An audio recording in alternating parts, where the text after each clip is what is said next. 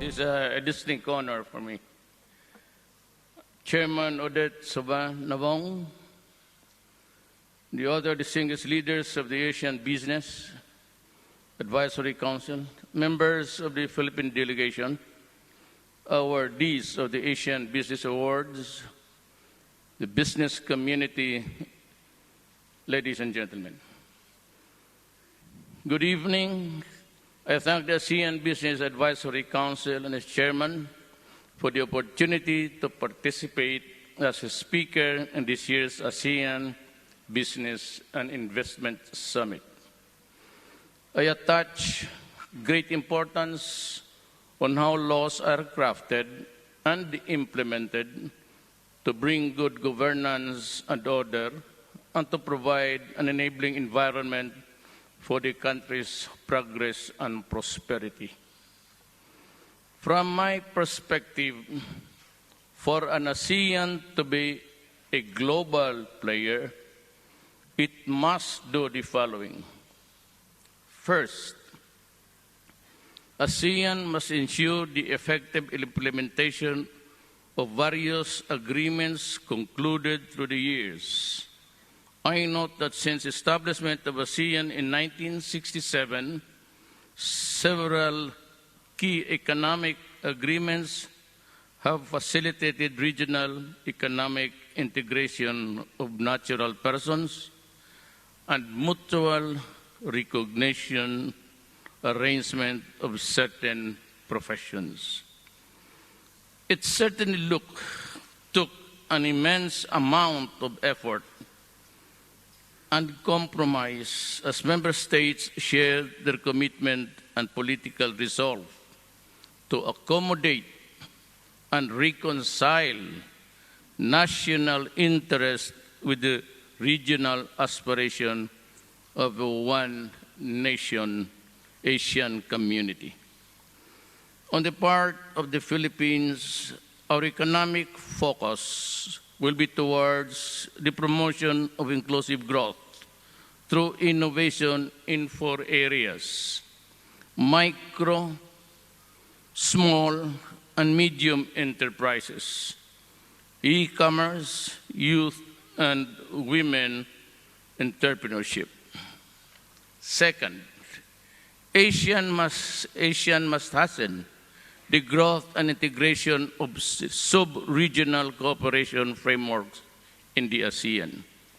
At the moment, we have the Greater Mekong Sub-Region, the GMS, the Indonesia, Malaysia, Thailand Growth Triangle, and the Brunei, Indonesia, Malaysia, Philippines, East ASEAN Growth Area, or otherwise known as the BIMP-IAGA.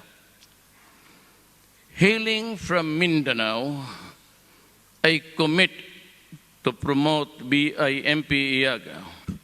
We intend to open up our other major islands like Mindanao and the Visayas with high-quality backbone infrastructure. We will accelerate infrastructure spending by improving national roads and bridges, such as the Mindanao Logistics Infrastructure Network and other network master plans, including the inter-island linkages. We hope to further expand our roll-on, roll-off facility to Davao, General Santos, and Bitong in Indonesia. Third, ASEAN must provide support of the micro, small, medium enterprises. We will work and collaborate with ASEAN in helping the MSES look for always to connect them in the countries of the ASEAN and the world. We will work on enhancing the policy and regulatory environment, providing an affordable and innovative digital platform and accessing best practices and financial resources. Fourth, we must engage the world in a robust way in economic sphere. ASEAN is making further progress in fulfilling its commitments to the ASEAN Free Trade, the FTA, while the ASEAN's FTAs with Australia, New Zealand, China, Japan, India, and Korea are mutually beneficial, signifying Asia's ability to carry its weight in the area of economic partnership. With the establishment of the Regional Comprehensive Economic Partnership, or RCEP, we are now gaining further momentum. In November 2016, the Philippines will host the RCEP senior officials to further improve the pace and substance of our negotiations and conclude a comprehensive and high-quality RCEP agreement in timely manner. Finally, ASEAN needs stronger resolve and action to combat transnational crime, one of the most difficult and complex problems that we face in the region, and a pressing concern for the Philippines. The trade in illicit and illegal drugs in particular has emerged as a pressing problem for our countries, undermining social cohesion and the rule of law and the socio-economic program of a country. Recent events too have shown terrorism and violent extremism rearing its ugly heads and threatening to pull us back from our onwards advance to progress. We shall not be cowed. We will press on. We must redouble our efforts to concentrate on intelligence gathering, prevention, interdiction, arrest, and prosecution. We should act together in concert to ensure that economic gains we made so far will advance at full speed so that ASEAN can confidently play its rightful role as a global player, contributing to the economic growth and prosperity. Thank you.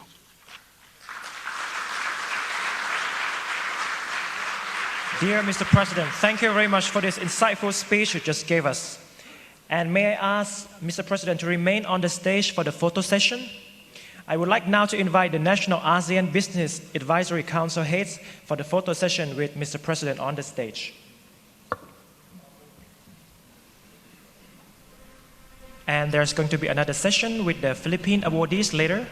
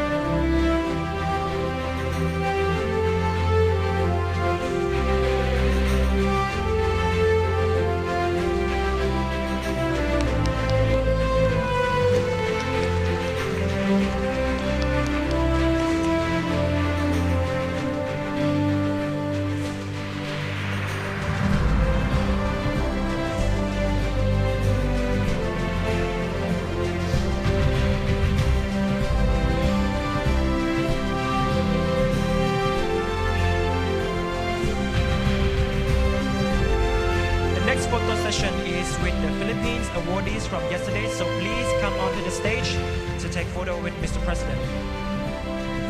May I invite all of the Philippines awardees from yesterday to come on stage.